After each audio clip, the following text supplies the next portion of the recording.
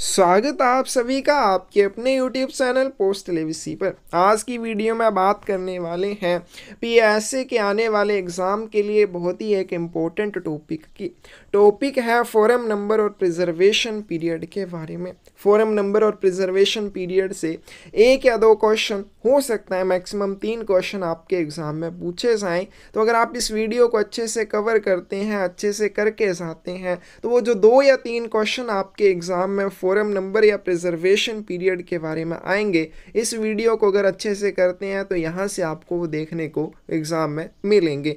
तो हमने जितने भी 4 सालों के क्वेश्चन पेपर हमारे पास थे, उन सभी में से फोरम नंबर और प्रिजर्वेशन पीरियड वाले क्वेश्चंस को कवर करने की कोशिश की है। साथ में उनसे रिलेटेड जो भी इम्पोर्टेंट टॉपिक बनते थे उनको भी कवर करने की कोशिश की है। अगर आपने क्लासेस में जुड़ना है या आपको बुक चाहिए किसी भी एग्ज़ाम की तैयारी के लिए, तो आप हमें मैसेज कर सकते हैं 8627096166 के ऊपर। तो चलिए वीडियो शुरू करते हैं।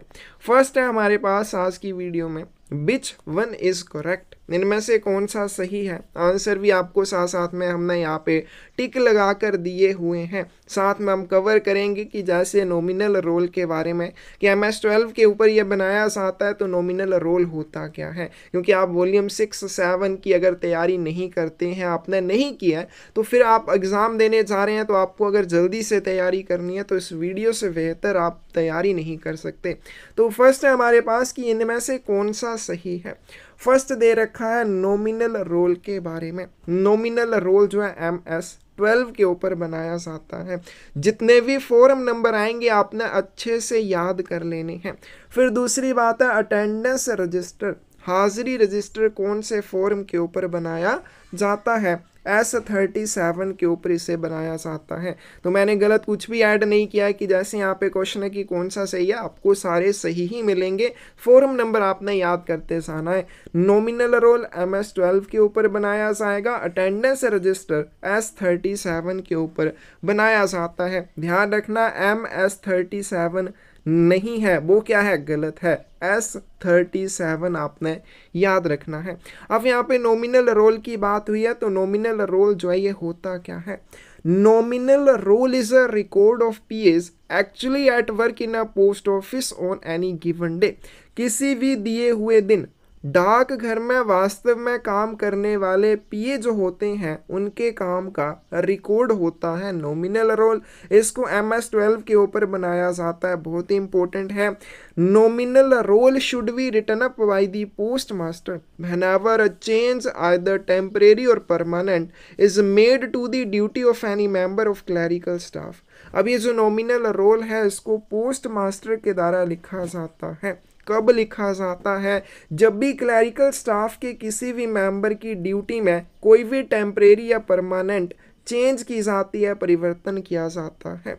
अ nominal roll on similar lines may be maintained for postman and village postman in office where their strength is more than 25।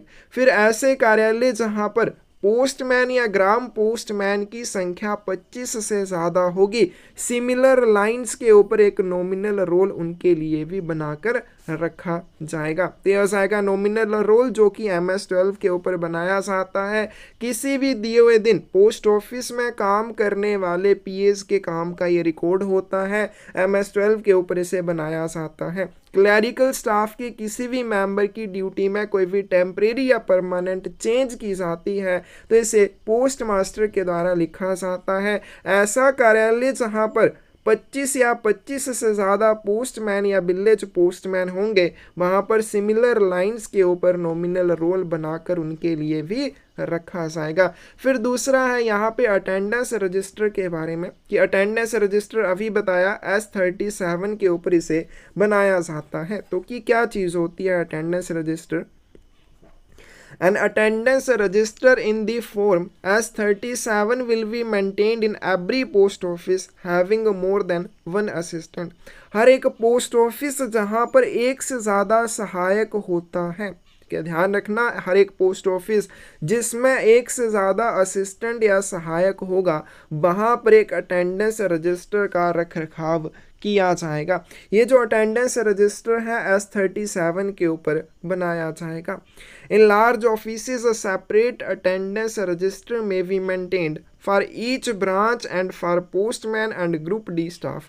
अब जो बड़े ऑफिस होते हैं, बड़े कार्यालय होते हैं, वहाँ पर प्रत्येक ब्रांच मतलब अलग अलग ब्रांचेस होती हैं एक पोस्ट ऑफिस में या फिर एक कार्यालय में, जैसे कोई डिलीवरी ब्रांच हो जाएगी, कोई डिपॉजिट ब्रांच हो जाएगी, इस तरह से अलग अलग ब्रांचेस होती हैं। तो बड़े कार्यालयों में हर एक ब्रांच के लिए अलग रजिस्टर का रखरखाव किया जाता है तथा जो पोस्टमैन होते हैं और ग्रुप डी स्टाफ होते हैं उनके लिए भी अलग अलग अटेंडेंस रजिस्टर का रखरखाव किया जाता है।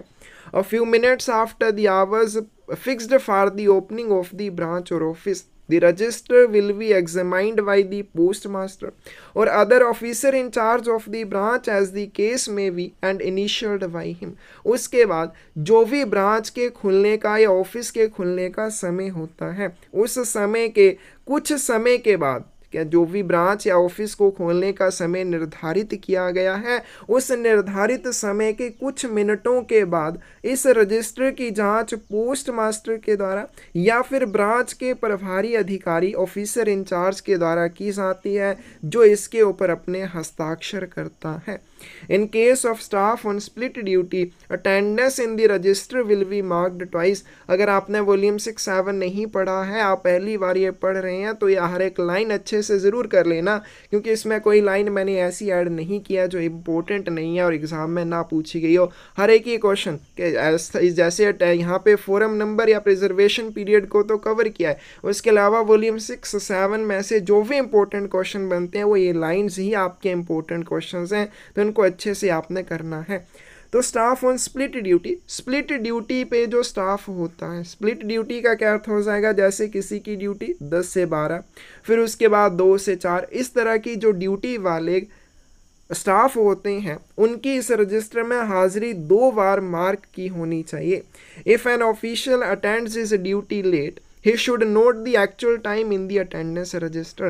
अगर कोई भी ऑफिशियल, अगर कोई भी कर्मचारी ड्यूटी पर लेट आता है तो वो कितने समय पर ड्यूटी पर आया, इस समय को वह अटेंडेंस रजिस्टर में नोट करेगा। तो ये आ जाएगा हमारे पास फर्स्ट क्वेश्चन के लिए, जिसमें पूछा गया है नॉमिनल रोल जो कि MS-12 के ऊपर बनाया जाता है, उसके बारे में हमने सारा कुछ कर लिया। अटेंडेंस रजिस्टर जो है कहाँ पे इसका रखरखाव होता है, S-37 के ऊपर इसे बनाया जाता है, इंपॉर्टेंट है। आगे चलते हैं, नेक्स्ट है मंथली टाइम स्टेटमेंट इज, मासिक टाइम स्टेटमेंट फॉर्म कौन सा है, तो M8 के ऊपर बनाया जाता है। Monthly time statement form number की बात करें, क्या हो जाएगा, M8 हो जाएगा। अब ये क्या चीज़ होती है, monthly time statements must be prepared by the terminal offices of mail lines on which time bills are used. मासिक समय विवरण उन मेल लाइनों के टर्मिनल कार्यालयों द्वारा तैयार किया जाना चाहिए जिन पर समय बिल का उपयोग किया जाता है। Must be prepared by terminal offices. Terminal office क्या होते हैं, प्रारंभिक station.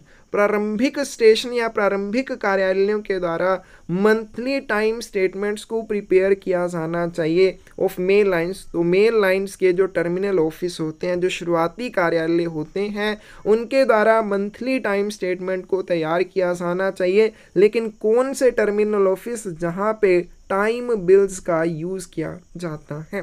The entries in the monthly time statement for each mail line should be filled in daily by the mail clerk from the time bill. प्रत्येक mail line के लिए मासिक समय विवरण में प्रविष्टियां मेल क्लर्क के द्वारा की जाएंगी। कहाँ से की जाएंगी, from the time bill, time bill से की जाएंगी। And the end of the month the time statements should be completed. महीने के अंत में ये जो मंथली टाइम स्टेटमेंट है इसको कंप्लीट किया जाएगा, इसको टोटल किया जाएगा और टोटल करने के बाद सुपरिटेंडेंट को भेज दिया जाएगा। तो मंथली टाइम स्टेटमेंट कौन से फॉर्म के ऊपर बनता है, M8 के ऊपर बनता है। किसके द्वारा इसे बनाया जाता है और कैसे इसमें प्रविष्टियां की जाती हैं और महीने के एंड में इसे किसको भेजा जाता है, बहुत सारे इंपॉर्टेंट क्वेश्चन बन जाते हैं। Book of information is maintained on which form, सूचना की पुस्तक किस प्रपत्र पर रखी जाती है? बुक ऑफ इंफॉर्मेशन का रखरखाव कौन से फोरम के ऊपर किया जाता है? MS-104 के ऊपर इसे बनाया जाता है। अब ये जो बुक ऑफ इंफॉर्मेशन है कौन से कार्यालय में इसका रखरखाव किया जाता है? ईच हेड ऑफिस एंड सब office will maintain a book of information. प्रत्येक प्रधान कार्यालय और प्रत्येक उप कार्यालय के द्वारा बुक ऑफ इंफॉर्मेशन का रखरखाव किया जाता है। The book should be kept up to date and retained by post master और sub post master in his personal custody. इस बुक को अप टू डेट रखना पोस्ट मास्टर की या सब पोस्ट मास्टर की जिम्मेदारी होती है और वो इस बुक को अपने पास ही रखेंगे। बुक ऑफ इंफॉर्मेशन MS-104 के ऊपर बनाई जाएगी। प्रत्येक हेड ऑफिस और सब ऑफिस के द्वारा इसका रखरखाव किया जाता है। Perishable biological substances can be sent by letter post under the conditions mentioned in which of the following? नाशवान जैविक पदार्थों को निम्नलिखित में से किसमें लिखित शर्तों के तहत पत्र डाक द्वारा भेजा जा सकता है? पोस्ट ऑफिस गाइड पार्ट 1 के क्लोज नंबर 133 के सब क्लोज 7 में इस चीज़ के बारे में दिया हुआ है। क्या दिया हुआ है? जो पेरिशेबल बायोलॉजिकल सब्सटेंसेस हैं, अगर आप उनको लेटर पोस्ट के माध्यम से भेजना चाहते हैं, कौन कौन सी कंडीशंस को फॉलो करते हुए आप इस तरह के सब्सटेंसेस को लेटर पोस्ट के माध्यम से भेज सकते हैं, उसके बारे में सब क्लोज 7 ऑफ क्लोज नंबर 133 में दिया गया है। But is the preservation period for unserviceable bags register? अनुपयोगी बैग रजिस्टर के लिए संरक्षण अवधि क्या है? तो इसको 10 साल के लिए संभाल कर रखा जाता है। अब ये जो अनुपयोगी बैग रजिस्टर है या अनसर्विसेबल बैग्स रजिस्टर है, क्या चीज़ होती है?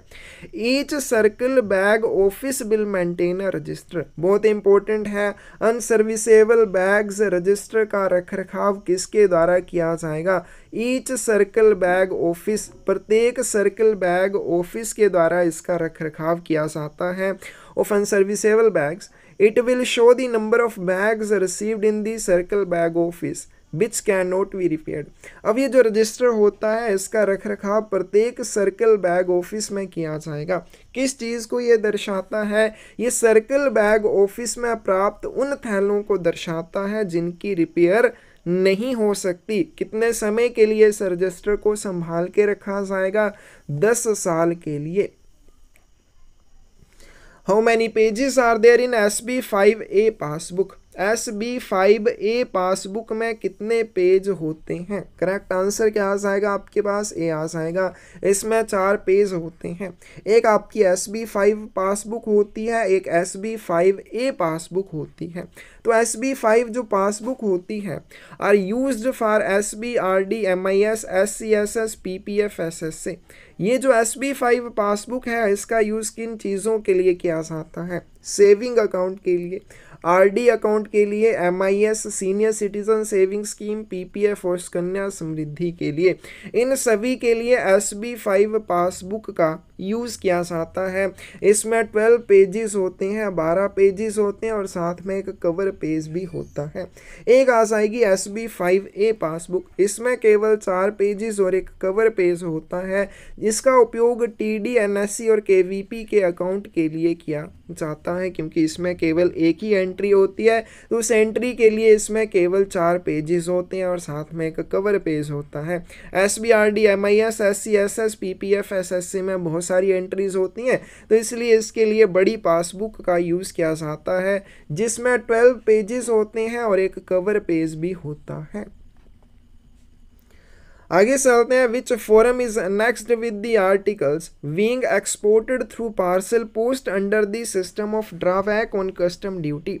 ड्रॉबैक ऑन कस्टम ड्यूटी प्रणाली के अंतर्गत पार्सल पोस्ट द्वारा वस्तुओं का निर्यात करते समय कौन से फोरम का यूज़ किया जाता है? करेक्ट आंसर आपके पास डी आ जाएगा। फोरम डी का यूज़ किया जाता है। बहुत सारी इसकी कॉपियां बनाई जाती हैं। किस तरह से यूज़ किया जाता है वो थ्योरी में आपने कर लेना है। Memorandum of distribution of work in post offices is submitted by the postmaster for approval of the divisional head in which of the following form? डाकघर में काम के वितरण का ज्ञापन डाकपाल द्वारा मंडल अध्यक्ष को अनुमोदन के लिए कौन से फोरम पर प्रस्तुत किया जाता है? तो memorandum of distribution of work MS-11 forum के ऊपर बनाया जाता है। अप्रूवल के लिए पोस्ट मास्टर के द्वारा इसे डिविजनल हेड को सबमिट किया जाता है। अब ये जो memorandum of distribution of work है, कैसे इसका यूज होता है? In office where there are 1 or more assistants, ऐसे कार्यालय जहां पर एक या एक से ज़्यादा सहायक होते हैं। The post master should submit a memorandum of work for approval to the superintendent, वहाँ पर पोस्ट मास्टर के द्वारा अप्रूवल के लिए अनुमोदन के लिए एक memorandum of distribution of work superintendent को प्रस्तुत किया जाएगा।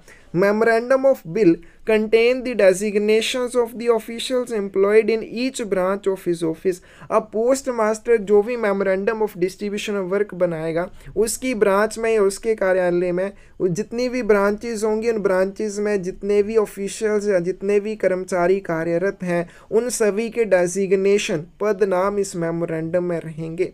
The hours of their attendance, फिर उनकी हाजिरी के घंटे उनमें रहेंगे, और फिर उनको क्या ड्यूटीज़ दी गई हैं ये ड्यूटीज़ भी इस मेमोरेंडम में शामिल होंगी।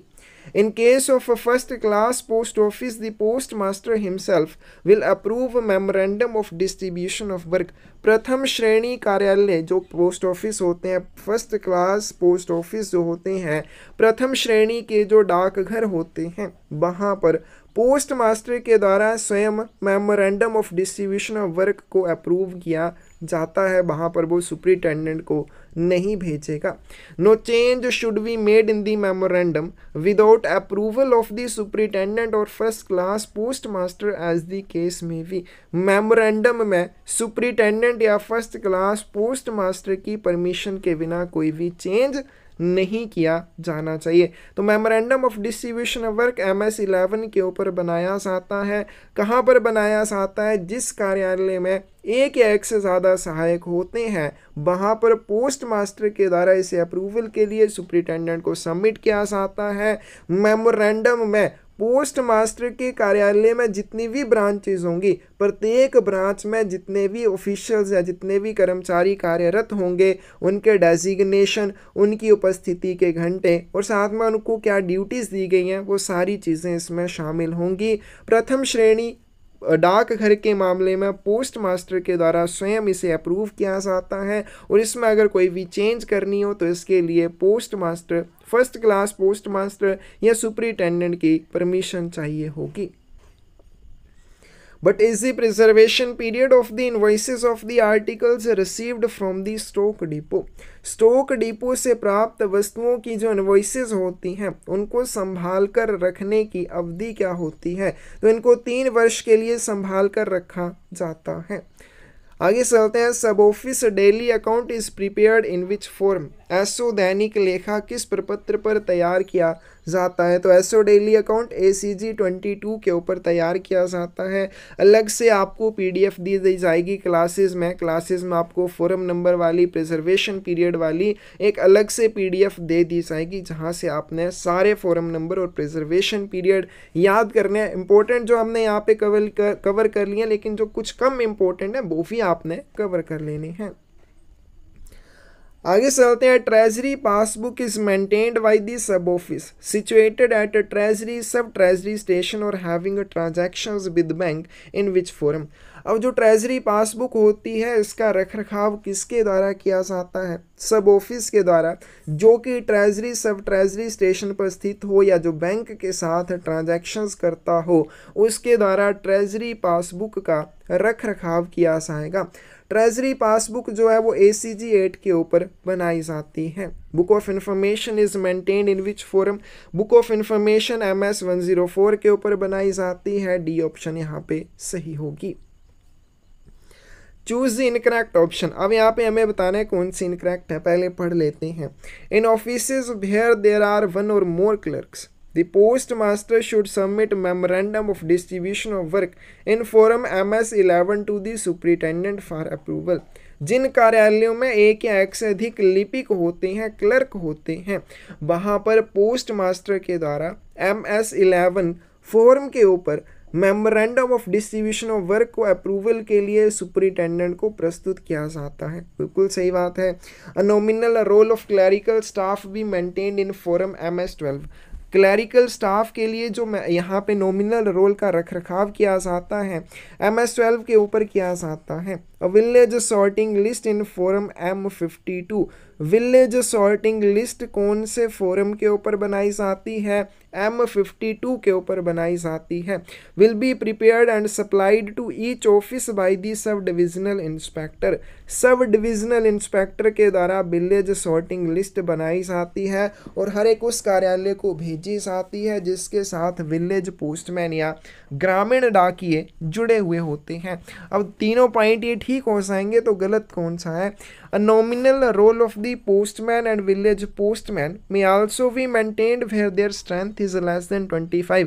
ये हमने क्या कि नॉमिनल रोल सिमिलर लाइंस के ऊपर उस कार्यालय में पोस्टमैन तथा विलेज पोस्टमैन के लिए भी मेंटेन किया जाता है जिस कार्यालय में उनकी संख्या 25 से ज़्यादा हो। तो यहाँ पे एक दिया कि लेस देन 25, ये गलत हो जाएगा, लेस देन नहीं होना चाहिए, मोर देन 25 होगा तो ये क्या होना था? सही होना था। तो इसमें दो तीन चीज़ें आ गई। Memorandum of distribution of work MS-11 के ऊपर बनाया जाता है, फिर उसके बाद नॉमिनल रोल MS-12 के ऊपर बनाया जाता है। एक नई चीज़ विलेज सॉर्टिंग लिस्ट M52 के ऊपर बनाई जाती है। किसके द्वारा बनाई जाती है? सब डिविजनल इंस्पेक्टर के द्वारा बनाई जाती है और हर एक उस कार्यालय को भेजी जाती है जिसके साथ विलेज पोस्टमैन जुड़े हुए होते हैं। फिर यहाँ पे हमारे पास आया जो विलेज सॉर्टिंग लिस्ट, ये हमने किया यहाँ पे कि M52 के ऊपर इसे बनाया जाता है। तो विलेज सॉर्टिंग लिस्ट जो है इसमें क्या क्या होता है? A village sorting list in prescribed form M52 will be prepared and supplied to each office by the sub-divisional inspector direct to which village postmen are attached। निर्धारित प्रपत्र M52 में ग्राम छंटाई सूची तैयार की जाएगी और प्रत्येक कार्यालय को उपमंडल निरीक्षक द्वारा भेजी जाएगी जिसके साथ ग्रामीण डाकिये सीधे जुड़े होते हैं। तो M52 के ऊपर इसे किसके द्वारा बनाया जाएगा? सब डिविजनल इंस्पेक्टर के द्वारा बनाया जाएगा। बनाकर हर एक उस कार्यालय को ये विलेज सॉर्टिंग लिस्ट भेजी जाएगी जिसके साथ विलेज पोस्टमैन जुड़े हुए होते हैं। It shows in alphabetical order the list of villages in the beat of each village postman of the office। इसमें कार्यालय के प्रत्येक ग्राम डाकिया के बीट में आने वाले गांवों की सूची वर्णानुक्रम में दर्शाई होगी। अब ये जो लिस्ट होगी इसमें क्या होगा? विलेज पोस्टमैन वाले जो ऑफिस होंगे, कार्यालय होंगे, तो कार्यालय में जितने भी ग्रामीण डाकिये होंगे, ग्रामीण डाकियों की जो बीट होगी उन बीट में आने वाले प्रत्येक विलेजेस का नाम इसमें होगा और कैसे होगा? अल्फाबेटिकल ऑर्डर में होगा। The list should be hung up in the post office near the sub account assistant's table। Village sorting list post office में कहाँ होती है? सब अकाउंट असिस्टेंट के टेबल के पास टंगी होती है। The post master should examine once in a month the village sorting list. Post master को महीने में एक बार ग्राम छंटाई सूची की जांच अवश्य करनी चाहिए। The head sorting assistant in which form are required to submit a daily report to superintendent through record officer। प्रधान छंटाई सहायक को किस प्रपत्र में अभिलेख अधिकारी के माध्यम से अधीक्षक को दैनिक रिपोर्ट प्रस्तुत करनी होती है? MS-83 के ऊपर बनाई जाती है। बहुत इंपॉर्टेंट है। डेली रिपोर्ट कौन से फोरम के ऊपर बनाई जाती है? MS-83 के ऊपर इसे बनाया जाता है। कौन इसे बनाता है? हेड सॉर्टिंग असिस्टेंट इसे बनाएगा और फिर रिकॉर्ड ऑफिसर के माध्यम से सुपरिटेंडेंट को इसे सबमिट किया जाता है। The head sorting assistant is required to submit to superintendent or to superintendent sorting as the case may be through the record officer a daily report in which the irregularities observed by him or reported to him by other sorting assistants of the set must be brought to notice। तो प्रधान छंटाई सहायक के द्वारा ये जो daily report या दैनिक report बनाई जाएगी इसमें क्या शामिल रहेगा? इसमें इरेगुलरिटीज़ अनियमितताएं जो भी हेड सॉर्टिंग असिस्टेंट के द्वारा देखी जाती हैं या हेड सॉर्टिंग असिस्टेंट के द्वारा हेड सॉर्टिंग असिस्टेंट को छठ के अन्य छंटाई सहायकों के द्वारा बताई जाती है, उन सभी अनियमितताओं को इस डेली रिपोर्ट में दर्ज किया जाता है। The daily report should be written by the head sorting assistant from the rough notebooks of the set. Head sorting assistant के द्वारा ये जो दैनिक रिपोर्ट है कहाँ से लिखी जाती है, जो सेट की रफ नोटबुक्स होती हैं वहाँ से लिखी जाती है। आगे चलते हैं। Dispatch note for each parcel is prepared on which forum. प्रत्येक पार्सल के लिए डिस्पैच नोट कौन से फोरम पर तैयार किया जाता है? डिस्पैच नोट CP2 के ऊपर तैयार किया जाता है। Each foreign parcel must be accompanied by a dispatch note in forum CP2 and custom declaration in forum CP3। प्रत्येक फॉरेन पार्सल के साथ एक डिस्पैच नोट होना चाहिए जो CP2 फोरम के ऊपर बनेगा, और एक कस्टम डिक्लेरेशन होनी चाहिए जो CP3 के ऊपर बनी होती है। Suggestions and complaint book MS94 एक बुक ऑफ इंफॉर्मेशन है, एक सुजेशन एंड कंप्लेंट बुक है। तो सुजेशन और कंप्लेंट बुक का रखरखाव किसके द्वारा किया जाता है? सभी डाकघरों के द्वारा इसका रखरखाव किया जाता है। डी ऑप्शन सही आ जाएगी। Preservation period of nominal roll MS12 के ऊपर इसे बनाया जाता है, हमने कर लिया। MS12 के ऊपर इसका रखरखाव किया जाता है, लेकिन इसको सुरक्षित रखने की अवधि क्या होती है? तो एक परमानेंट रिकॉर्ड होता है, स्थायी तौर पर इसे संभाल कर रखा जाता है। Physical KYC forms received by CPC CVS is to be preserved for। CPC CVS द्वारा प्राप्त भौतिक KYC फॉर्म को संरक्षित या संभाल कर रखने की अवधि कितनी है? 1 वर्ष तक इनको संभाल के रखा जाता है। But is the period of preservation of an order book of a mail office and a section। Mail कार्यालय या अनुभाग की ऑर्डर बुक के संरक्षण की अवधि क्या है? तो preservation period of order book of male office and section अनुभाग या डाक कार्यालय की ऑर्डर बुक का प्रिजर्वेशन पीरियड कितना है? 3 वर्ष है, 3 साल है। बी ऑप्शन सही आ जाएगी। Conditions for free redirection are prescribed in which clause of Post Office Guide Part 1। Post office guide part 1 के किस क्लोज में या किस रूल में मुफ्त पुनर्निर्देशन की शर्तें दी गई हैं? क्लोज नंबर 69 में इस चीज़ के बारे में बताया गया है। बी ऑप्शन सही आ जाएगी। The period of preservation for stock book of post offices. डाकघर की स्टॉक बुक के संरक्षण की अवधि क्या होती है? 10 years after the year in which it is replaced by a fresh stock book. जब इसे नई स्टॉक बुक के द्वारा प्रतिस्थापित किया जाता है उसके बाद इसको 10 वर्ष तक संभाल के रखा जाता है। तो पोस्ट ऑफिस की जो स्टॉक बुक होती है उसको कब तक संभाल के रखा जाता है? 10 वर्ष तक। लेकिन ये जो 10 वर्षों की अवधि है कब से शुरू होती है? जब आपको एक फ्रेश स्टॉक बुक दी जाती है, उस फ्रेश स्टॉक बुक के रिप्लेस किए जाने के बाद इसको 10 वर्षों तक संभाल के रखा जाएगा। In which form attendance register will be maintained. उपस्थिति रजिस्टर का रखरखाव कौन से फोरम के ऊपर किया जाता है? S37 के ऊपर किया जाता है। Preservation period of nominal roll. Nominal roll जो कि MS12 के ऊपर बनाया जाता है, परमानेंट यानी कि स्थायी तौर पर इसे संभाल के रखा जाता है। पोस्ट मास्टर ऑर्डर बुक कौन से फोरम के ऊपर बनाई जाती है? बहुत ही इंपॉर्टेंट है। पोस्ट मास्टर ऑर्डर बुक या पोस्ट मास्टर की आदेश पुस्तिका का रखरखाव MS1 के ऊपर किया जाता है। किसके द्वारा इसको बनाकर रखा जाएगा? तो हेड ऑफिस के द्वारा इसका रखरखाव किया जाता है। सभी प्रधान कार्यालय इसका रखरखाव करते हैं। सी ऑप्शन सही आ जाएगी। In the sub post offices error books are used at the place of post masters order book. तो सब पोस्ट ऑफिसेज के मामले में ये जो एरर बुक होती है सब पोस्ट ऑफिसेज में, एरर बुक का यूज़ किया जाता है पोस्ट मास्टर ऑर्डर बुक के स्थान पर। तो जो पोस्ट मास्टर की ऑर्डर बुक होती है इसका रखरखाव केवल हेड ऑफिस में किया जाएगा। सब ऑफिस में इस बुक की जगह पे एरर बुक का यूज़ किया जाता है। Uniform common CVS passbook being used for NSC KVP TD। हमने अभी ऊपर कर लिया। SB 5A के ऊपर इसका रखरखाव किया जाता है। इसमें केवल 4 पेज होते हैं और एक कवर पेज होता है। Nominal role of the clerical staff to serve as a record of clerks actually at work on any given day is maintained in। किसी भी दिन काम पर वास्तव में क्लर्कों के रिकॉर्ड के रूप में काम करने के लिए लिपिक कर्मचारियों के नाममात्र रोल को कौन से प्रपत्र के ऊपर बनाया जाता है? MS-12 के ऊपर बनाया जाता है। तो हमने 2-3 बार ये क्वेश्चन कर लिया, बार बार पूछा जाता है। Village sorting list is prepared and supplied by the sub-divisional inspector on which forum? ग्राम छंटाई सूची कौन से प्रपत्र पर तैयार करके उपमंडल निरीक्षक द्वारा भेजी जाती है? तो इसे M52 के ऊपर बनाया जाता है। विलेज सॉर्टिंग लिस्ट का फोरम नंबर क्या है? M52 है।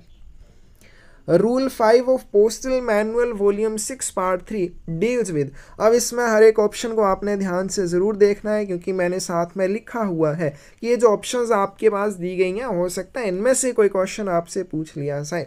सबसे पहले जो क्वेश्चन में पूछा गया कि वॉल्यूम 6 पार्ट 3 का रूल नंबर 5 किस चीज से जुड़ा हुआ है? इनएडमिसिबल वाउचर्स के साथ जुड़ा हुआ है, अस्वीकार्य वाउचर के साथ जुड़ा हुआ है।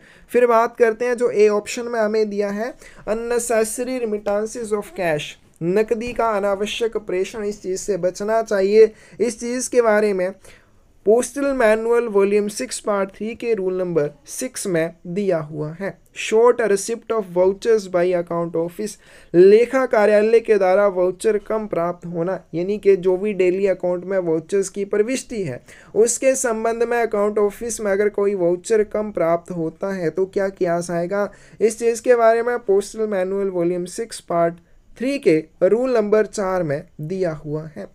Limit of conveyances by various modes of conveyance, विभिन्न माध्यमों से प्रेषण की सीमा।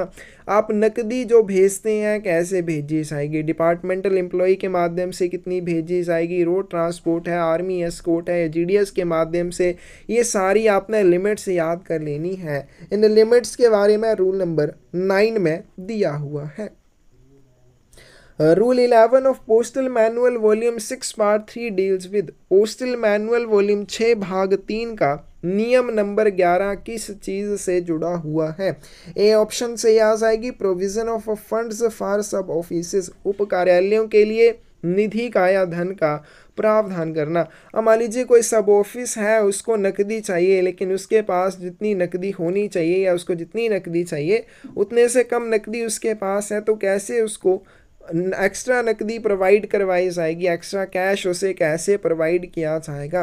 तो प्रोविजंस ऑफ फंड्स फॉर सब ऑफिसेस, इसके बारे में पोस्टल मैनुअल वॉल्यूम 6 पार्ट 3 के रूल नंबर 11 में दिया हुआ है।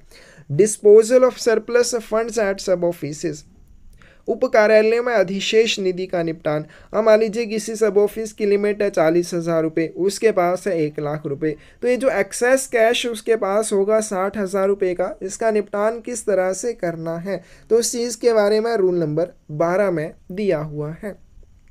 Manner of exchanging remittances between सब ऑफिसेस, उप कार्यालयों के बीच प्रेषण का आदान प्रदान किस तरह से किया जाएगा अगर दो सब ऑफिस एक ही हेड ऑफिस के अंडर आते हैं? तो इसके बारे में रूल नंबर 16 में दिया हुआ है। अननेसेसरी रेमिटेंसेस ऑफ कैश, नकदी का अनावश्यक प्रेषण, ये हमने अभी भी किया, रूल नंबर 6 में इस चीज़ के बारे में दिया हुआ है। आगे चलते हैं। Chapter number 6 of postal manual volume 7 relates to. Postal manual volume 7 का अध्याय नंबर 6 किससे संबंधित है? तो मेलमैन और बैंड अटेंडेंट से जुड़ा हुआ है। नीचे यहाँ पे दे रखा है, तो ये वॉल्यूम 7 के चैप्टर हैं। क्या फर्स्ट चैप्टर की बात करें, फर्स्ट चैप्टर में मिसलीनियस रूल्स के बारे में बताया गया है। सेकेंड चैप्टर में general rules for transit sections and mail offices, परिवहन अनुभागों और डाक कार्यालयों के लिए सामान्य नियमों के बारे में बताया गया है। फिर उसके बाद चैप्टर नंबर 3 में सॉर्टिंग मेल ऑफिसेस के बारे में बताया गया है। फिर उसके बाद चैप्टर 4 है ट्रांजिट सेक्शंस और ट्रांजिट मेल ऑफिसेस के बारे में। चैप्टर नंबर 5 रिकॉर्ड ऑफिसेस के बारे में। चैप्टर नंबर 6 मेल मैन और बैन अटेंडेंट्स के बारे में। चैप्टर नंबर 7 मेल ऑपरेशन और चैप्टर नंबर 8 बैग अकाउंटिंग के बारे में। तो ये आपने चैप्टर सारे याद कर लेने हैं। Rule 2 of chapter 1 of postal manual volume 7 relates to. अध्याय 1 पोस्टल मैनुअल वॉल्यूम 7 का नियम नंबर 2 किससे जुड़ा हुआ है? पोस्टल मैनुअल वॉल्यूम 7 का चैप्टर नंबर जो 1 है उसका रूल नंबर 2 किस चीज़ से जुड़ा हुआ है? Posting of prepaid unregistered articles in trains and mail offices. ट्रेनों और मेल कार्यालयों में प्रीपेड अपंजीकृत वस्तुओं की पोस्टिंग के बारे में इस रूल में दिया हुआ है।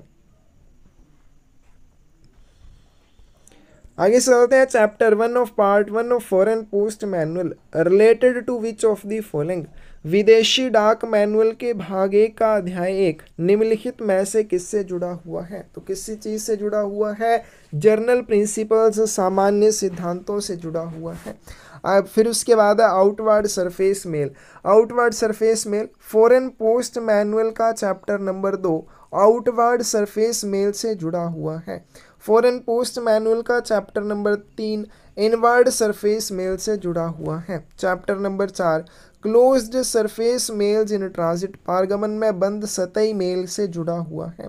Chapter number 5 outward air mail से जुड़ा हुआ है। Chapter number 6 inward air mail से जुड़ा हुआ है। Chapter number 7 closed air mails in transit, transit में या पारगमन में बंद हवाई मेल से जुड़ा हुआ है। फिर उसके बाद नेवल मेल के बारे में चैप्टर नंबर 8 और चैप्टर नंबर 9 में क्या आता है? बैग्स के बारे में, थैलों के बारे में।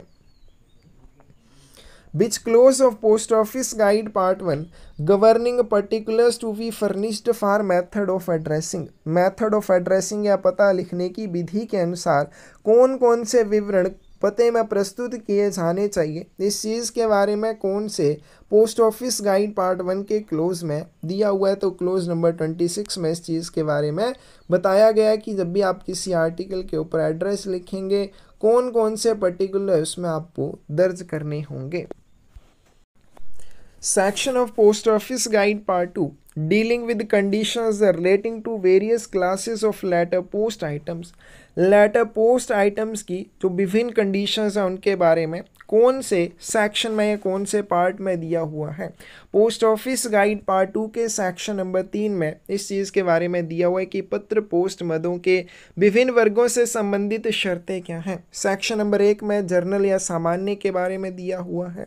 सेक्शन नंबर 2 में general regulations applicable in the letter post, पत्र डाक में लागू सामान्य विनियम।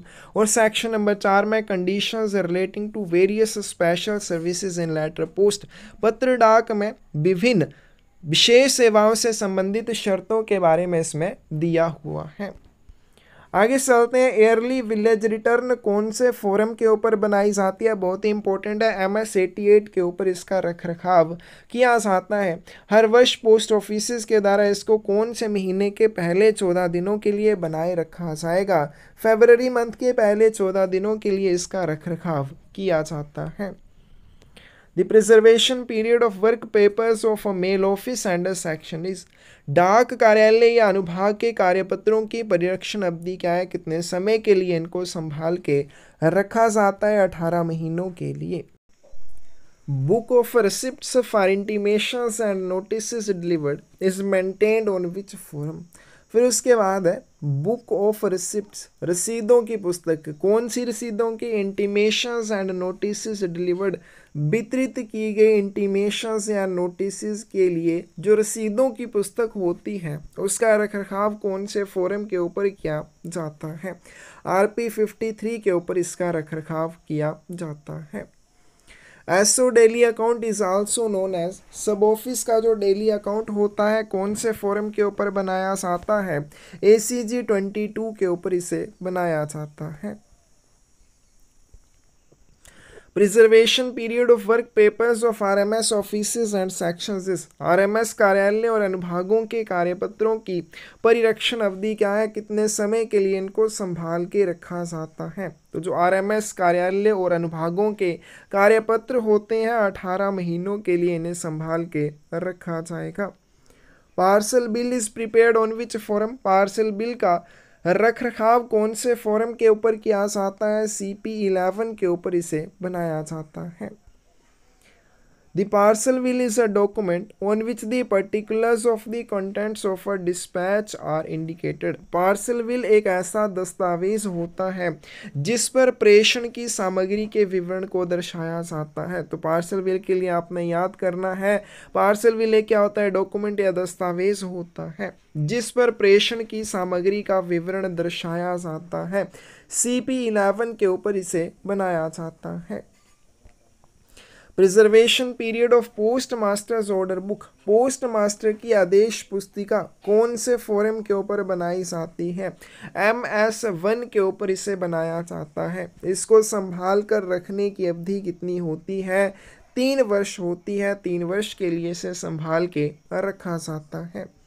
The form M42 for transit section and M43 for mail offices is used for transit section के लिए फॉर्म M42 और मेल ऑफिसेज के लिए M43 का इस्तेमाल क्यों किया जाता है? To prepare mail abstract, mail abstract या डाक सार को जारी करने के लिए जो ट्रांजिट सेक्शन होते हैं उनका मेल एब्स्ट्रैक्ट M42 के ऊपर तैयार किया जाता है और जो मेल ऑफिसेज के लिए मेल एब्स्ट्रैक्ट तैयार किया जाता है M43 के ऊपर किया जाता है। Claiming of drawback on custom duty is provided under, drawback on custom duty का दावा किसके तहत प्रदान किया जाता है?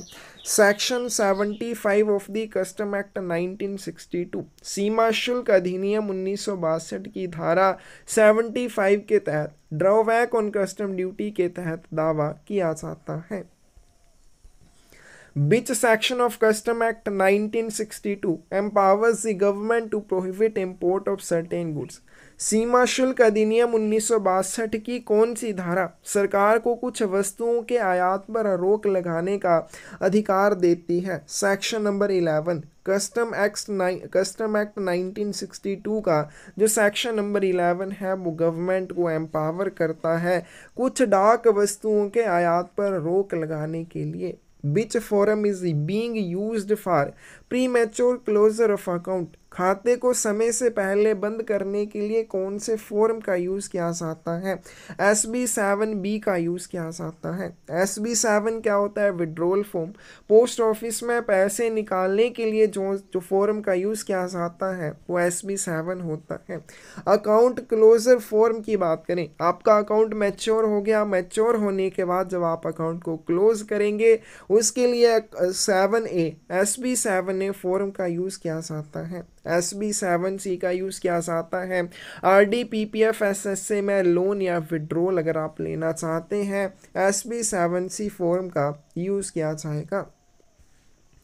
Deposit account of the postage due on all articles of the letter mail is maintained in form of, पत्र के सभी लेखों पर जितने भी पत्र डाक के लेख होंगे उन पर दे डाक का जमा खाता या जमा लेखा कौन से प्रपत्र पर बनाया जाता है? पत्र डाक के जितने भी आर्टिकल्स के ऊपर पोस्टेज ड्यू होगा उनके लिए एक डिपॉजिट अकाउंट का रख रखाव किया जाता है जो कि ACG 12 के ऊपर बनाया जाता है। In offices where there are more than one clerk, an attendance register will be maintained in form S37. ऐसे कार्यालय जहाँ पर एक से ज़्यादा क्लर्क होता है वहाँ पर S37 प्रपत्र के ऊपर अटेंडेंस रजिस्टर का रख रखाव किया जाता है। Each head office and sub office will maintain a book of information in form MS104.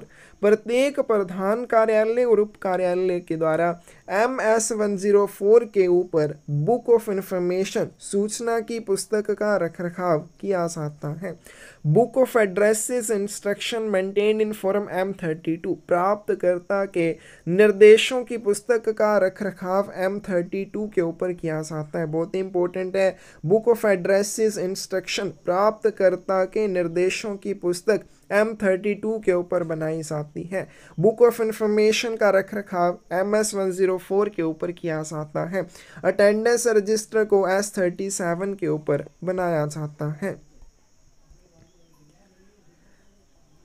As per Rule 68 of Postal Manual Volume 7, a sorting assistant who eventually missent articles, especially those that are clearly and legibly addressed, will be considered unfit for his post and will be liable to।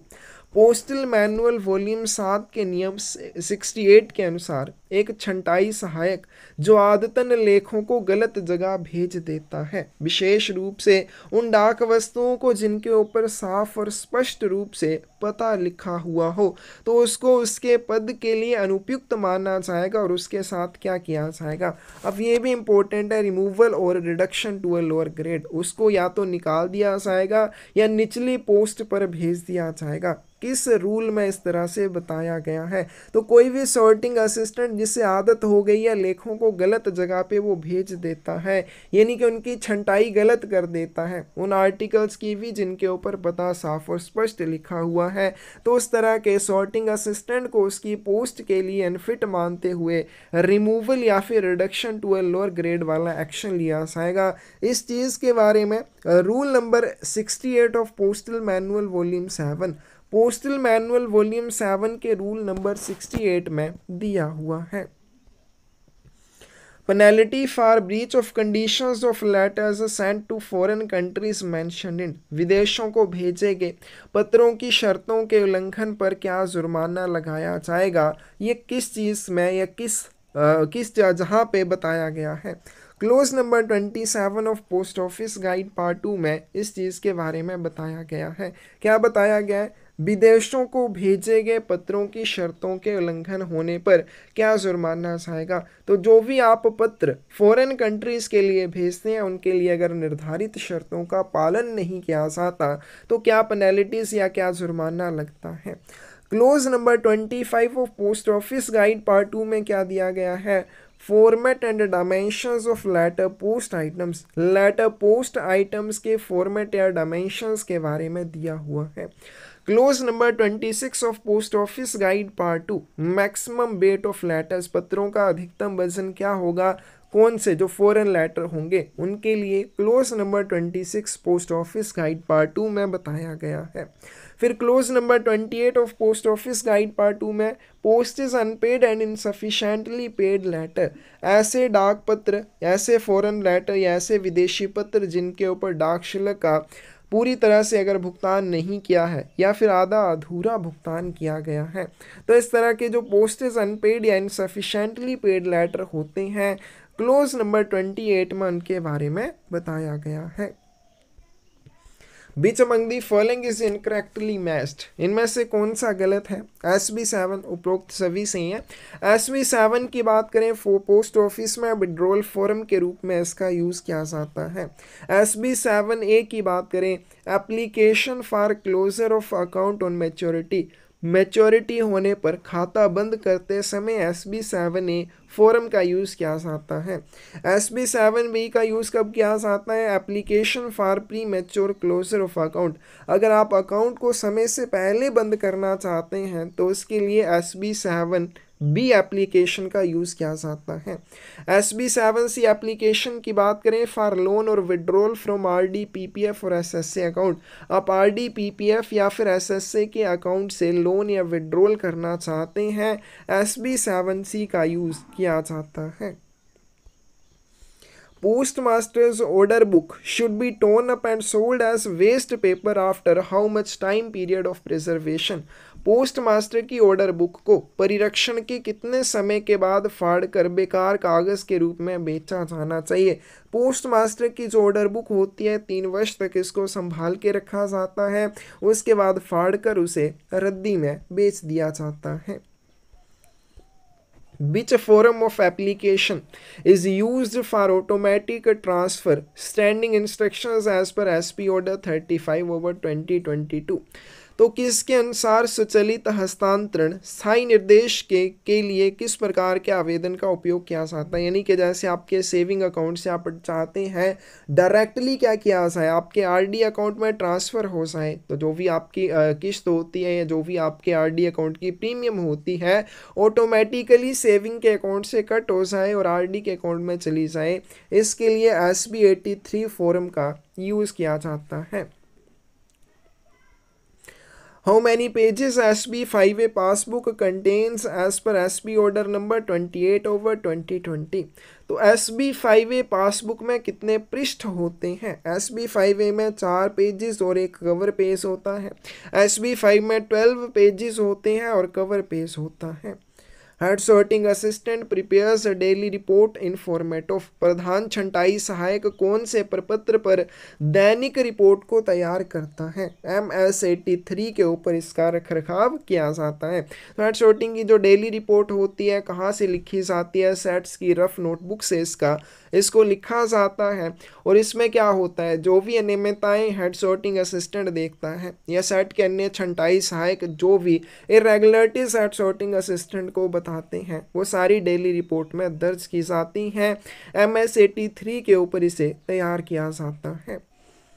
All record relating to articles received or dispatched by the foreign post should be preserved for a period of। विदेशी डाक द्वारा प्राप्त या प्रेषित वस्तुओं से संबंधित सभी अभिलेखों को निम्नलिखित अवधि के लिए संरक्षित किया जाना चाहिए। 18 महीनों के लिए संभाल कर रखा जाएगा। फॉरेन पोस्ट के माध्यम से जो भी आर्टिकल प्राप्त होते हैं या फॉरेन पोस्ट के माध्यम से जो भी आर्टिकल डिस्पैच किए जाते हैं उनसे संबंधित अभिलेख या रिकॉर्ड को 18 महीनों तक संभाल के रखा जाता है। According to clause number 77 of post office guide part 2। ये क्वेश्चंस मैं ऐसे इसलिए ऐड किए क्योंकि इसमें क्लोज नंबर के बारे में दिया हुआ है। तो पोस्ट ऑफिस गाइड पार्ट 1 का पार्ट 2 का क्लोज नंबर 77 एक बताता है चीज़ के बारे में कि भारत में जो फॉरेन आर्टिकल होते हैं किस सीमा तक अगर वो इंश्योर्ड हैं तो उनको एक्सेप्ट कर लिया जाएगा 10,000 रुपये तक। इनलैंड आर्टिकल्स की बात नहीं की जा रही है, फॉरेन आर्टिकल्स की बात की जा रही है। तो फॉरेन आर्टिकल्स मैक्सिमम अगर 10,000 रुपये के लिए इंश्योर्ड है तो भारत के द्वारा उसको एक्सेप्ट किया जाएगा। इसके बारे में पोस्ट ऑफिस गाइड पार्ट 2 के क्लोज नंबर 77 में बताया गया है। Post office guide part 1 deals with. डाकघर गाइड भाग 1 किससे संबंधित है? किससे संबंधित है? Rules and regulations relating to inland post. अंतर्देशीय डाक से संबंधित नियम और विनियम से जुड़ा हुआ है। Post office saving schemes post office guide part 4 से संबंधित है। Post office guide part 2 deals with. Part 1 हमने कर लिया rules and regulations relating to inland post, अंतर्देशीय डाक से संबंधित नियम और विनियम। पोस्ट ऑफिस गाइड पार्ट 2 किस चीज से जुड़ा हुआ है? Rules and regulations relating to foreign post, विदेशी डाक से संबंधित नियम और विनियम से जुड़ा हुआ है। आगे चलते हैं। Uniform common CVS passbook being used for all saving schemes except NSC KVP and TD। NSC KVP और टाइम डिपॉजिट को छोड़कर अन्य सभी योजनाओं के लिए कौन सी सामान्य CVS पासबुक का यूज़ किया जाता है? SB5 का यूज़ किया जाता है। NSC KVP और TD के लिए SB5A पासबुक का यूज़ किया जाएगा।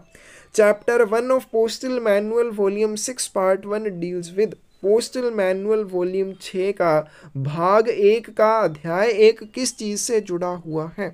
Chapter number 1 postal manual volume 6 part 1 miscellaneous rule से जुड़ा हुआ है। Chapter number 2 mail department. Chapter number 3 sorting department. Chapter number 4 delivery department से जुड़ा हुआ है। पोस्टल मैनुअल वॉल्यूम 6 के भाग 1 का chapter 1 miscellaneous rule, chapter 2 mail department, chapter number 3 sorting department, chapter number 4 delivery department से जुड़ा हुआ है। Chapter 1 of postal manual volume 6 part 3 deals with. Postal manual volume 6 भाग 3 का अध्याय किससे जुड़ा हुआ है? तो ये क्या हुआ था? अपडेट हुआ था, इसको आपने स्किप कर देना है। आगे चलते हैं। Rule number 12 of postal manual volume 6 part 3 deals with. Postal manual volume 6 का भाग 2 उसका नियम नंबर 12 किस चीज़ से जुड़ा हुआ है? पोस्टल मैनुअल वॉल्यूम 6 पार्ट 3 का rule number 12 disposal of surplus funds at sub offices. उप कार्यालयों में अगर अधिशेष निधि है, अधिशेष निधि मतलब कि उनके पास अगर एक्सेस कैश है तो उनका निपटान किस तरह से किया जाएगा? ये किस में दिया हुआ है? पोस्टल मैनुअल वॉल्यूम 6 पार्ट 3 के रूल नंबर 12 में दिया हुआ है। रूल नंबर 11 में क्या दिया हुआ है? प्रोविजन ऑफ फंड्स फॉर सब ऑफिसेस। उप कार्यालयों के लिए निधि का प्रावधान प्रावधान। अगर किसी सब ऑफिस के पास उसकी आवश्यकता के अनुसार नकदी नहीं है, किस तरह से उसको नकदी प्रोवाइड की जाएगी, इसके बारे में पोस्टल मैनुअल वॉल्यूम 6 पार्ट 3 के नियम नंबर 12 में, यहाँ पे भाग 3 है, भाग 3 के नियम नंबर 12 में दिया हुआ है। Manner of exchanging remittances between सब ऑफिसेस, उप कार्यालयों के बीच प्रेषण का आदान प्रदान किस तरह से किया जाएगा, उस आदान प्रदान के तरीके के बारे में पोस्टल मैनुअल वॉल्यूम 6 पार्ट 3 के रूल नंबर 16 में दिया हुआ है। आगे चलते हैं chapter 2 of postal manual volume 7 relates to. ये बार बार एग्जाम्स में पूछे हुए क्वेश्चंस हैं, रूल नंबर्स हैं, चैप्टर्स हैं, सेक्शंस हैं, आपको ये करने होंगे। Chapter number 2 of postal manual volume 7, postal manual volume 7 का चैप्टर नंबर 2 किस चीज़ से जुड़ा हुआ है? General rules for transit sections and mail offices, परिवहन अनुभागों और मेल कार्यालयों के लिए सामान्य नियम। सॉर्टिंग मेल ऑफिसेस किस में आते हैं? चैप्टर नंबर 3 में आते हैं। बैग अकाउंटिंग चैप्टर नंबर 8 में। मेल मैन और बैन अटेंडेंट्स के बारे में चैप्टर नंबर 6 में दिया हुआ है। पोस्टल मैनुअल वॉल्यूम 7 का chapter number 2 general rules for transit sections and mail offices, chapter 3 sorting mail office, chapter number 6 mail man और van attendant, bag accounting chapter number 8 में। Chapter 3 of postal manual volume 7 relates to, हमने अभी क्या, sorting mail offices, छंटाई डाक कार्यालय से जुड़ा हुआ है। बैग अकाउंटिंग के बारे में हमने कर लिया चैप्टर नंबर 8, मेल मैन और बैन अटेंडेंट के बारे में चैप्टर नंबर 6, और general rules for transit sections and mail offices chapter number 2 में दिया हुआ है। Chapter 2 of part 1 of foreign post manual relates to, विदेशी डाक नियमावली में भाग 1 का अध्याय 2 किससे जुड़ा हुआ है? आउटवार्ड सरफेस मेल से, जावक सरफेस डाक से जुड़ा हुआ है। कौन सा चैप्टर है? फॉरेन पोस्ट मैनुअल के पार्ट नंबर 1 का chapter number 2 outward surface mail से जुड़ा हुआ है। BO summary is prepared in which form, BO सारांश कौन से प्रपत्र पर तैयार किया जाता है? ACG 3A के ऊपर इसका रखरखाव किया जाता है। आगे चलते हैं। Treasurer cash book is prepared in which form, treasurer cash book या कोषाध्यक्ष रोकड़ बही का रखरखाव कौन से प्रपत्र पर किया जाता है? ACG 2 के ऊपर इसका रखरखाव किया जाता है। एक ट्रेजरी पासबुक होती है, ट्रेजरी पासबुक ACG 8 के ऊपर बनाई जाती है, दोनों अलग अलग चीजें हैं। Form 10 which is used in operation of national saving scheme is, लघु बचत योजनाओं के संचालन में फॉरम 10 का उपयोग क्यों किया जाता है? Application for cancellation and change of nomination, नामांकन रद्द करने या नामांकन बदलने के लिए आप नॉमिनेशन चेंज करना चाहते हैं या नॉमिनेशन रद्द करना चाहते हैं, पोस्ट ऑफिस में फॉरम 10 का यूज़ किया जाता है। फॉरम नंबर 5 का यूज़ किया जाता है application for transfer of account, आप अकाउंट को एक पोस्ट ऑफिस से दूसरे पोस्ट ऑफिस के लिए अगर ट्रांसफ़र करना चाहते हैं, फॉरम 5 का यूज़ किया जाता है। Application for pledge of account, किसी भी खाते को अगर गिरवी रखना चाहते हैं, फॉरम 7 का यूज़ किया जाएगा। Application for settlement of deceased claim case, मृतक दावा मामले के निपटारे के लिए जो आवेदन है, फॉरम नंबर 11 में इसका यूज़ किया जाता है। बहुत ही इंपॉर्टेंट है। फॉरम 11, फॉरम 5, फॉरम 7, फॉरम 10 सब हमने कर लिए, याद अच्छे से कर लेने हैं।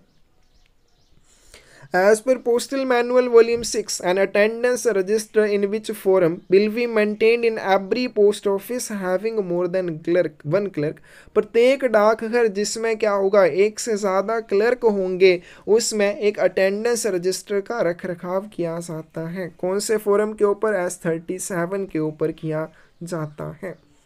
Village sorting list in forum M52 will be prepared and supplied to each office by the, अब विलेज सॉर्टिंग लिस्ट जो होती है M52 के ऊपर बनाई जाती है। कौन इसको तैयार करके प्रत्येक कार्यालय को भेजता है? सब डिविजनल इंस्पेक्टर भेजता है। लेकिन कौन से कार्यालय को भेजता है? हर एक उस कार्यालय को भेजता है जिसके साथ विलेज पोस्टमैन जुड़े हुए होते हैं।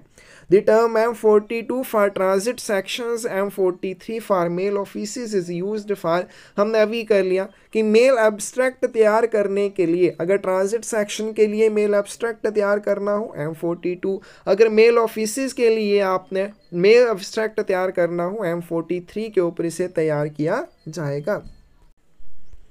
नेक्स्ट चलते हैं, the head sorting assistant is required to submit a daily report to superintendent through the record officer in which irregularities observed by him or reported to him by other sorting assistants are included is made on which forum। प्रधान छंटाई सहायक को अभिलेख अधिकारी के माध्यम से अधीक्षक को एक दैनिक रिपोर्ट प्रस्तुत करनी होती है जिसमें प्रधान छंटाई सहायक द्वारा या अन्य सहायकों द्वारा देखी गई नियमित शामिल होती हैं। कौन से प्रपत्र के ऊपर इसे तैयार किया जाता है? डेली रिपोर्ट MS-83 के ऊपर तैयार की जाती है। हेड सॉर्टिंग असिस्टेंट के द्वारा इसको लिखा जाता है। जो सेट्स की रफ नोटबुक्स होती हैं वहां से इसको लिखा जाएगा। अब इसमें क्या शामिल होता है? जो भी इरेगुलरिटीज, जो भी नियमितताएं हेड सॉर्टिंग असिस्टेंट देखता है या सेट के अन्य छंटाई सहायक उसे नोटिस करते हैं या बताते हैं, तो उन इरेगुलरिटीज को या उन नियमितताओं को इस डेली रिपोर्ट में लिखा जाता है जो MS-83 के ऊपर बनाई जाती है। There are two types of custom declaration forms. Which one of the following is correct? Custom declaration form दो तरह के होते हैं, इनमें से कौन सा एक सही है? कस्टम डिक्लेरेशन फॉर्म एक होता है C1, दूसरा होता है C2 CP3। अब ये जो C1 होता है इसको कहते हैं ग्रीन कस्टम लेबल, और जो C2 CP3 होता है इसे कहते हैं detailed declaration form C2 CP3। कहाँ पे इसका यूज़ किया जाता है थ्योरी से आपने कर लेना है। Which forum is annexed with the articles being exported through parcel post under the system of drawback custom duty। Drawback custom duty की प्रणाली के तहत पार्सल पोस्ट के माध्यम से निर्यात की जाने वाली वस्तुओं के साथ कौन सा फोरम संलग्न होना चाहिए? फोरम डी इनके साथ होना चाहिए। तो drawback on custom duty system के अंदर जो भी पार्सल पोस्ट भेजे जाते हैं उनमें फोरम डी साथ में संलग्न होना चाहिए। कितनी कॉपीज बनती हैं थ्योरी से कर लेना। Memorandum of distribution of work in post office is submitted by the postmaster for approval of divisional head in which of the following forum। डाक घर में कार्य वितरण का ज्ञापन पोस्ट मास्टर द्वारा मंडल प्रमुख के अनुमोदन के लिए कौन से प्रपत्र पर प्रस्तुत किया जाता है? MS-11 के ऊपर। Memorandum of distribution of work कौन से फॉर्म के ऊपर तैयार किया जाता है? MS-11 के ऊपर किया जाता है। But is the preservation period of invoices of articles received from stock depot? Stock depot से प्राप्त वस्तुओं की जो इन्वॉइसेस होती हैं उनको संभाल कर कितने समय के लिए रखा जाता है? 3 वर्ष के लिए। SO daily account is prepared on which form? SO daily account का रखरखाव कौन से फोरम के ऊपर किया जाता है? ACG 22 के ऊपर किया जाता है। अगर ब्रांच ऑफिस के डेली अकाउंट की बात करें तो वो ACG 22A के ऊपर बनाया जाता है। आगे चलते हैं। Treasury passbook is maintained by the sub post office situated at treasury सब ट्रेजरी स्टेशन और having transactions with bank in which forum? Treasury passbook का रखरखाव कौन से फोरम के ऊपर किया जाता है? ACG 8 के ऊपर किया जाता है। और जो ट्रेजरर कैश बुक होती है ACG 2 के ऊपर उसे बनाया जाता है। Acts of the Union are given under which rule of Chapter 1 of Foreign Post Manual? विदेशी डाक नियमावली के अध्याय 1 के किस नियम के तहत संघ के अधिनियम दिए गए हैं? करेक्ट आंसर क्या आ जाएगा आपके पास? रूल नंबर 2 में। फॉरेन पोस्ट मैनुअल का जो चैप्टर नंबर 1 है, चैप्टर नंबर 1 का जो रूल नंबर 2 है उसमें क्या बताया गया है? एक्ट्स ऑफ यूनियन के बारे में बताया गया है। संघ के अधिनियम जो होते हैं उनके बारे में बताया गया है। रूल नंबर 1 में किसके बारे में है? यूनिवर्सल पोस्टल यूनियन के बारे में। रूल नंबर 3 में लेटर पोस्ट आइटम्स के बारे में है। रूल नंबर 4 में terms and expressions commonly used in international post, अंतर्राष्ट्रीय डाक में कॉमनली जो एक्सप्रेशंस या टर्म्स का यूज किया जाता है रूल नंबर 4 में उनके बारे में दिया हुआ है। As per Postal Manual Volume 7, all circulars issued by heads of circle should be destroyed after years. डाक नियमावली खंड 7 के अनुसार पोस्टल मैनुअल वॉल्यूम 7 के बारे में पूछा गया है कि सर्कल प्रमुख के द्वारा जो सर्कुलर जारी किए जाते हैं कितने समय के बाद उनको नष्ट कर दिया जाता है। 3 वर्ष के बाद उनको नष्ट कर दिया जाता है, लेकिन ये जो 3 वर्ष की अवधि है कितने समय के बाद काउंट की जाएगी? Counted from the month of April following the close of the official year in which they were issued. 3 वर्ष के बाद इनको नष्ट किया जाता है, लेकिन ये जो 3 वर्ष की अवधि है कब से गिनी जाती है? तो इन 3 वर्षों की अवधि की गणना उस आधिकारिक वर्ष के समापन के बाद के अप्रैल महीने से की जाती है जिसमें इन्हें जारी किया जाता है। तो जिस भी ऑफिशियल ईयर में इन्हें जारी किया जाता है उसके समाप्त होने के अगले ऑफिशियल ईयर की शुरुआत से इन 3 वर्षों की गणना की जाती है। Desirability of prepayment of post is given under which clause of post office guide? Post office guide के किस खंड के तहत डाक शुल्क के पूरा भुगतान की वांछनीयता के बारे में दिया हुआ है? पोस्ट ऑफिस गाइड पार्ट 1 के क्लोज नंबर 9 में इस चीज़ के बारे में दिया हुआ है। किस चीज़ के बारे में दिया हुआ है कि डाक शुल्क का पूरा भुगतान अगर आप करते हैं तो उस चीज़ से क्या फ़ायदे होते हैं। फिर उसके बाद क्लोज नंबर 8 में किस चीज़ के बारे में बताया गया है? पोस्ट ऑफिस हॉलीडेज़ के बारे में बताया गया है। डाक घर में कौन कौन से अवकाश होते हैं। क्लोज नंबर 10 में पोस्टेज स्टैम्प्स और स्टेशनरी के बारे में बताया गया है। क्लोज नंबर 11 में फ्रैंकिंग मशीन के बारे में बताया हुआ है। Section 1 close 1 of post office guide part 1 deals with डाकघर गाइड भाग 1 का सेक्शन 1 का क्लोज नंबर 1 किस चीज़ से जुड़ा हुआ है? किस चीज़ से जुड़ा हुआ है? कंट्रोल। तो पोस्ट ऑफिस गाइड पार्ट 1 का जो सेक्शन नंबर 1 है उसका क्लोज नंबर 1 जो सबसे पहले हम चीज़ करते हैं वो पोस्ट ऑफिस की शुरुआत में क्या करते हैं? कंट्रोल के बारे में, किस तरह से कौन सी चीज़ को संभालेगा। फिर उसके बाद क्लोज नंबर 2 आता है टाइप ऑफ पोस्ट ऑफिस के बारे में, ऑफिशियल पोस्टल आर्टिकल्स के बारे में। क्लोज नंबर 198 से 270 के बीच में दिया हुआ है। Mobile post office are given under which clause of post office guide part 1? Mobile post office क्या होते हैं? चल डाकघर एक जगह से दूसरी जगह पे जाके जो काम करते हैं। मोबाइल पोस्ट ऑफिस के बारे में पोस्ट ऑफिस गाइड पार्ट 1 के कौन से क्लोज में दिया हुआ है? क्लोज नंबर 4 में इसके बारे में दिया हुआ है। नाइट पोस्ट ऑफिस के बारे में क्लोज नंबर 3 में दिया हुआ है। Clause of post office guide part 1 governing particulars to be furnished for method of addressing. पता लिखने के तरीके के लिए प्रस्तुत किए जाने वाले विवरणों को डाकघर गाइड भाग 1 के कौन से खंड में बताया गया है? तो मेथड ऑफ एड्रेसिंग, जब भी आप पता लिखते हैं पते में कौन कौन से विवरण आपने देने होते हैं। नाम, एड्रेस में क्या देना है, पिन कोड या कंट्री का नाम या फिर स्टेट का नाम, डिस्ट्रिक्ट का नाम, तहसील, ये सारी चीज़ों के बारे में क्लोज नंबर 26 में दिया हुआ है। फिर manner of affixing postage stamps, डाक टिकट लगाने के तरीके के बारे में clause number 23। Articles bearing indefinite address, अनिश्चित पते वाली डाक वस्तुओं के बारे में clause number 29। Addition of sender's address, प्रेषक का पता जोड़ना, क्लोज नंबर 30 में इसके बारे में दिया हुआ है। Section 10 of post office guide part 2 deals with post office guide part 2 का सेक्शन नंबर 10 किस चीज़ से जुड़ा हुआ है? तो पोस्ट ऑफिस गाइड पार्ट 2 के सेक्शन नंबर 10 में क्या आता है? प्रोहिबिशंस एंड रिस्ट्रिक्शंस, निषेध और प्रतिबंध। सेक्शन नंबर 11 में क्या आता है? Inquiries and complaints. Section number 9 में क्या आता है? कस्टम कंट्रोल के बारे में। Section 9 of post office guide part 2 deals with post office guide part 2 का सेक्शन नंबर 9 किससे जुड़ा हुआ है? कस्टम कंट्रोल से जुड़ा हुआ है। तो हमने अभी क्या ही देखिए यहाँ पे section number 9 custom control, section 11 inquiries and complaints, और सेक्शन नंबर 10 किससे आ जाएगा? प्रोहिबिशंस एंड रिस्ट्रिक्शंस के बारे में।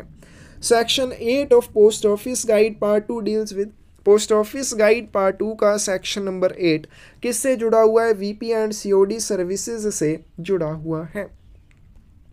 Section 5 of post office guide part 2 deals with, post office guide part 2 का जो सेक्शन नंबर 5 है पार्सल पोस्ट से जुड़ा हुआ है। Custom control 9 VPCOD section number 8 से जुड़े हुए हैं।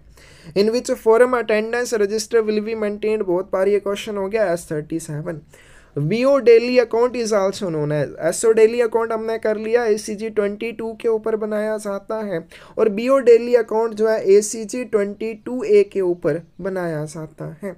आगे चलते हैं। Must from time to time examine the registers MS85 register of village postman, बहुत ही इंपॉर्टेंट है। विलेज पोस्टमैन या ग्रामीण डाकिए का रजिस्टर कौन से फोरम के ऊपर बनता है? MS85 के ऊपर बनाया जाता है। और विलेज पोस्टमैन की जो विजिट बुक होती है MS86 के ऊपर बनाई जाती है। तो कौन समय समय पर अपने कार्यालय से जुड़े ग्राम डाकियों के रजिस्टर यानी कि जो पोस्टमैन रजिस्टर होता है और विजिट बुक होती है उनकी जांच करता है? पोस्ट मास्टर करता है। लेकिन इंपॉर्टेंट यहाँ पे ये नहीं है, इंपॉर्टेंट ये है कि ग्राम डाकी का जो रजिस्टर होता है MS85 और उसकी जो विजिट बुक होती है MS86 के ऊपर बनाई जाती है। ये इंपॉर्टेंट पॉइंट है। आगे चलते हैं। फोरम MS11 क्या है? Memorandum of distribution of work. MS12 क्या है? Nominal roll. S37 attendance register और village sorting list M52। Which rule of postal manual volume 6 part 1 state supervision of subordinate offices by postmaster? Postal manual volume 6 भाग 1 के किस नियम में डाकपाल द्वारा अधीनस्थ कार्यालयों का पर्यवेक्षण बताया गया है? करेक्ट आंसर ए आ जाएगा। पोस्टल मैनुअल वॉल्यूम 6 पार्ट 1 के रूल नंबर 1 में किस चीज़ के बारे में बताया गया है? Supervision of subordinate offices bye post master. Rule number 2 में क्या है? Examination of BO daily transaction reports in सब ऑफिसेज। उप डाक घरों में BO के जो दैनिक लेन देन रिपोर्ट होती है उसकी जांच करना। रूल नंबर 3 क्या है? Examination of BO daily transaction report इन सब ऑफिसेज। ठीक है, तो ये थोड़ा यहाँ पे गलत हो गया, इसको आपने एक बार क्रॉस चेक कर लेना। यहाँ पे क्या आएगा? और रूल नंबर 4 है short receipt of vouchers bye account office. तो इस क्वेश्चन को एक बार क्रॉस चेक जरूर कर लेना। रूल नंबर 1 आ जाएगा supervision of subordinate offices bye post master. Rule 2, 3 और 4 के बारे में एक बार आप क्रॉस चेक कर लेंगे। Chapter 5 of postal manual volume 6 part 1 deals with, postal manual volume 6 भाग 1 का अध्याय 5 किस चीज़ से जुड़ा हुआ है? डिपॉजिट डिपार्टमेंट से जुड़ा हुआ है। वॉल्यूम 6 पार्ट 1 का chapter number 4 delivery department, chapter number 6 registration and parcel department और rule number chapter number 5 deposit department से जुड़ा हुआ है। Chapter 6 of postal manual volume 6 part 1 deals with, डाक मैनुअल वॉल्यूम खंड 6 भाग 1 का अध्याय 6 किस चीज़ से जुड़ा हुआ? तो हमने यहाँ पे भी कर लिया। किस चीज़ से जुड़ा हुआ है? रजिस्ट्रेशन एंड पार्सल डिपार्टमेंट से जुड़ा हुआ है। Chapter 2 of postal manual volume 6 part 3 deals with, postal manual volume 6 भाग 3 का अध्याय 2 निम्नलिखित में से किस चीज़ से जुड़ा हुआ है? तो हमने यहाँ पे कर लिया। चैप्टर नंबर 2 किस चीज़ से जुड़ा हुआ है? ठीक है, तो यहाँ पे नहीं दे रखा है। चैप्टर नंबर वॉल्यूम 6 पार्ट 3 का। ठीक है, आप इसको स्किप करेंगे क्योंकि ये आपका वॉल्यूम 6 पार्ट 3 अपडेट हुआ, उसके बाद इसमें चैप्टर के बारे में कुछ भी नहीं दिया है कि कौन से चैप्टर में कौन सा रूल है, तो इसको आप स्किप कर सकते हैं। आगे चलते हैं। Rule 2 chapter 1 of foreign post manual deals with, foreign post manual का चैप्टर नंबर जो 1 है उसका नियम नंबर 2 एक्ट्स ऑफ यूनियन के बारे में, chapter number 3 letter post items के बारे में, मेथड ऑफ प्री पेमेंट के बारे में चैप्टर नंबर 7 में दिया हुआ है। ठीक है, यहाँ पे चैप्टर नहीं आएगा, रूल आएगा। Acts of union rule number 2, letter post items rule number 3, method of prepayment rule number 7 में इसके बारे में दिया हुआ है। The manufacture and use of fictitious postage stamps for any purpose whatsoever is prohibited under which clause of post office guide part, किसी भी उद्देश्य के लिए नकली डाक टिकटों का निर्माण और उपयोग करना पोस्ट ऑफिस गाइड पार्ट 1 के किस खंड या किस क्लोज के तहत प्रतिबंधित है? क्लोज नंबर 15 में फिक्टिशियस स्टैम्प्स के बारे में दिया हुआ है कि आपने इनका यूज़ नहीं करना है, ना ही आप इनको मैन्युफैक्चर कर सकते हैं।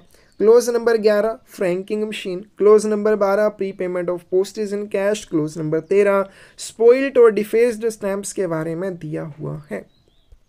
Section 2 of post office guide part 1 deals with post office guide भाग ए का सेक्शन नंबर 2। देखो पोस्ट ऑफिस गाइड पार्ट 1 है, पार्ट 2 है, पार्ट 3 है, पार्ट 4 है और इनके सेक्शन भी है। जैसे पोस्ट ऑफिस गाइड पार्ट 1 का सेक्शन ए, सेक्शन 2, सेक्शन 3, इस तरह से सेक्शन भी है। तो सेक्शन नंबर 2 जो है पोस्ट ऑफिस गाइड पार्ट 1 का किस चीज़ से जुड़ा हुआ है? लेटर एंड पार्सल पोस्ट से जुड़ा हुआ है। फिर उसके बाद सेक्शन नंबर 1 उसमें जर्नल या सामान्य चीज़ों के बारे में दिया हुआ, उसमें आपकी ऑर्गेनाइजेशन है, कंट्रोल है, वो सारी चीज़ों के बारे में। सेक्शन नंबर 3 में ऑफिशियल पोस्टल आर्टिकल्स के बारे में दिया हुआ है। आइए चलते हैं section 1 of post office guide part 1 deals with post office guide part 1 का सेक्शन नंबर 1 किस चीज़ से जुड़ा हुआ है? जर्नल या सामान्य से जुड़ा हुआ है। लेटर एंड पार्सल पोस्ट है, ये हमने अभी कर लिया। कौन से सेक्शन से जुड़ा हुआ है? लेटर और parcel post section number 2।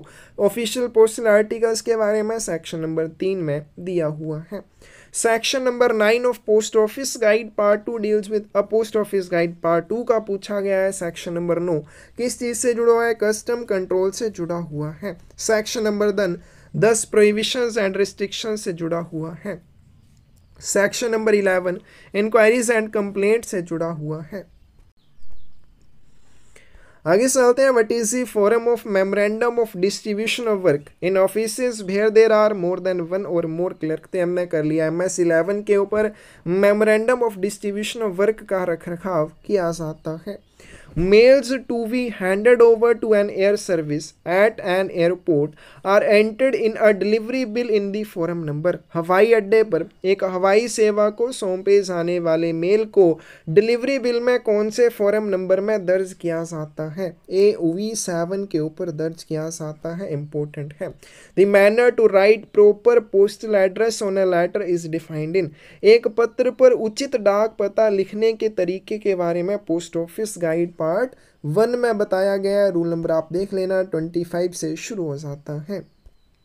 BO summary is prepared on which forum? BO summary का रखरखाव कौन से फोरम के ऊपर किया जाता है? ACG 3A के ऊपर किया जाता है। ACG 67 क्या होता है? Earnest money deposit.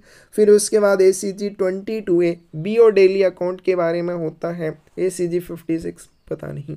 आगे चलते हैं। Treasurer cash book is prepared on which forum? Treasurer cash book या कोषाध्यक्ष की रोकड़ बही का रखरखाव कौन से फोरम के ऊपर किया जाता है? तो इसका रखरखाव ACG 2 के ऊपर किया जाता है। एक ट्रेजरी पासबुक होती है जो ACG 8 के ऊपर बनाई जाती है। फिर उसके बाद ACG 1 की बात करें तो हेड ऑफिस समरी। ACG 3 की बात करें सब office summary. Head office cash book ACG 4 के ऊपर बनाई जाती है। ट्रेजरी पासबुक तो हमने अभी किया। ट्रेजरर कैश बुक ACG 2 के ऊपर बनाई जाएगी। ट्रेजरी पासबुक का रखरखाव ACG 8 के ऊपर किया जाता है।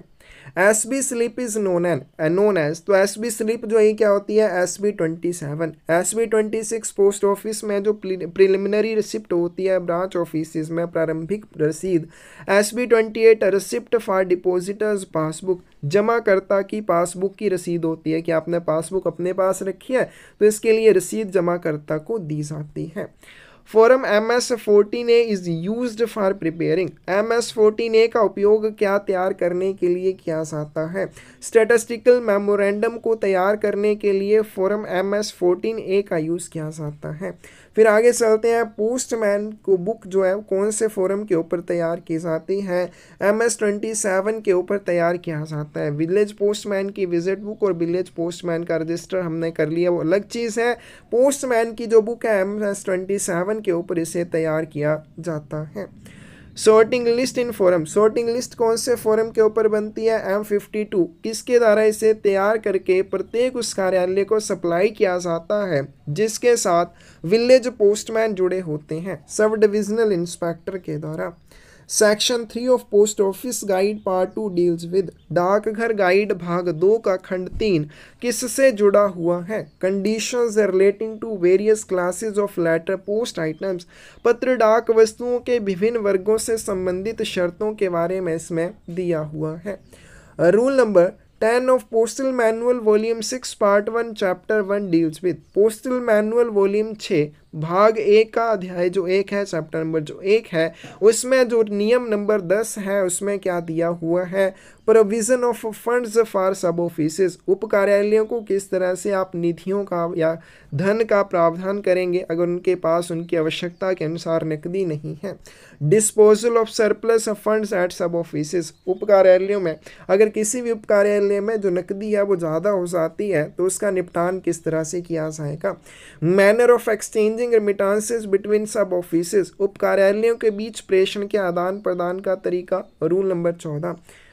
आगे चलते हैं, नेक्स्ट आपके पास rule number 3 of postal manual volume 6 part 1 chapter 1 deals with postal manual volume 6 भाग 1। इसका चैप्टर नंबर 1 का नियम नंबर 3 किससे जुड़ा हुआ है, डिपार्टमेंट्स ऑफ पोस्ट ऑफिस से जुड़ा हुआ है। Attendance register rule number 4A, yearly village return rule number 6 और village sorting list rule number 5 में इसके बारे में दिया हुआ है।